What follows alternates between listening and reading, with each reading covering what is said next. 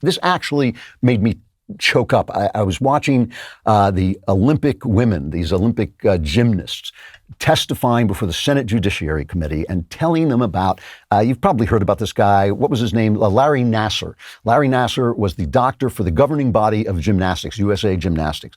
These girls come in, they're 13, 14, 15-year-old girls. I'm going to choke up. I mean, it's mostly because it makes me so angry. They come in, and they've dedicated their childhoods. They've given their childhoods away for athletic excellence. And you've seen these gymnasts. They're amazing. What they do. They've given it away. They come to the USA Gymnastics, the governing body of the sport. The guy who is like the massage therapist or the trainer or whatever he is, this guy, Dr. Larry Nassar, and he uses his authority to molest them, right? He's a child molester. I mean, these are little girls, essentially, and he uses their authority to molest them. They finally go to the FBI, and the FBI, in conjunction with the Olympic Committee and with USA Gymnastics, conspires to dump the case. So I'm not going to play some of the worst testimony because some of it was really, it'll make your head spin, the things that were done to these children. I mean, they're not children anymore. They're young women now, but like they were children then. You know, it'll make you'll start to have those violent fantasies, especially men have those violent fantasies of just getting these guys alone for 5 minutes in a room, right? Here's Michaela Maroney, one of the top gymnasts, explaining what happened. This is cut 7. This was very clear cookie-cutter pedophilia and abuse. And this is important because I told the FBI all of this, and they chose to falsify my report and to not only minimize my abuse, but silence me yet again. I thought, given the severity of this situation, that they would act quickly for the sake of protecting other girls. But instead, it took them 14 months to report anything when Larry Nassar, in my opinion, should have been in jail that day. The FBI, USOC, and USAG sat idly by as dozens of girls and women continued to be molested by Larry Nassar.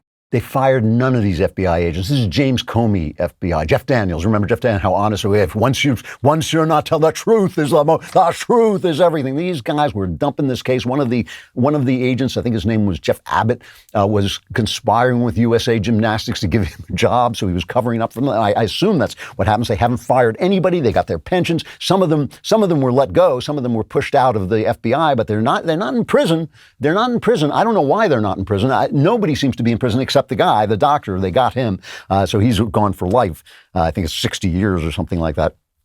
But you know, it's because they've lost the value of what they do. You know, the thing is that the left wants you to be woke. But really, if you just do what you do with excellence, with dedication, with truth, with honesty, you make the world a better place. If you're a writer, you write as well as you can. If you're a gymnast, you gymnast as well as you can. If you're a doctor, you treat people with respect and take care of them. If you're a senator, you pass laws. None of them are doing this. They're so busy posing. They're so busy telling us how woke they are. They're so busy telling us about their competence that they ruin everything. You know why people were so sad about Norm Macdonald dying?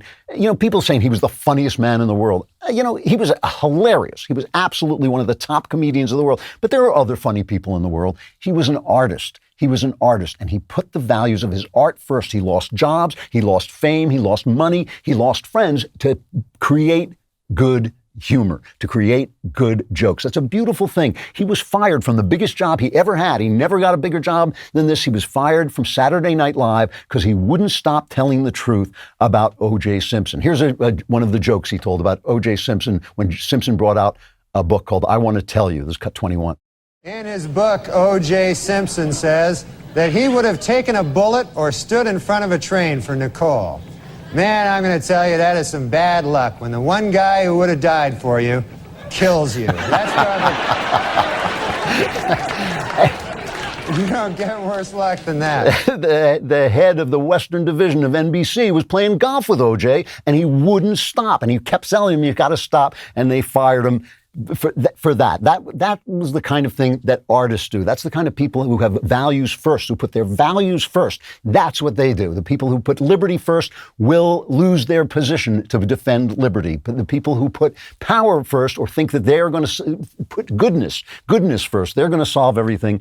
They find out they can't, and they just hang on to the power every single time, and the answer is, listen, we've got to start to learn, capitalists of goodwill have to start to understand that John Galt is just as big a jerk as Barack Obama once he gets the power. And we've got to understand, the leftists have got to understand that, yeah, there are things that government has to do, but you want to keep them from getting too much power. It's like you've got to put the liberty first.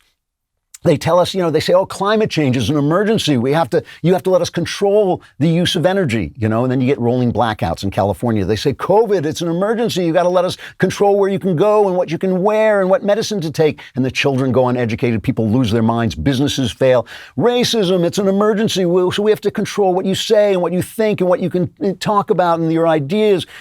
Racism, it just makes things worse. It makes things worse, and black people are being killed, and they're doing worse off than they were before. Because why? Because they're the emergency. The powerful people are the emergency. Unbridled power is the emergency. Detachment from the common man is the emergency. They forget it's liberty first. The point of the enterprise, the whole point of the enterprise is individual human liberty. We need regulations. We need government. But the good people of the left and right have got to understand that these powers have got to be balanced against each other. Government against business, government against government, business against business. You can't have a business get so big that there's no more competition. There has got to be competition. There's got to be brakes on government because there's only one George Washington. There is only one guy. There is only one guy who will give away a kingdom to preserve human liberty because he put liberty first.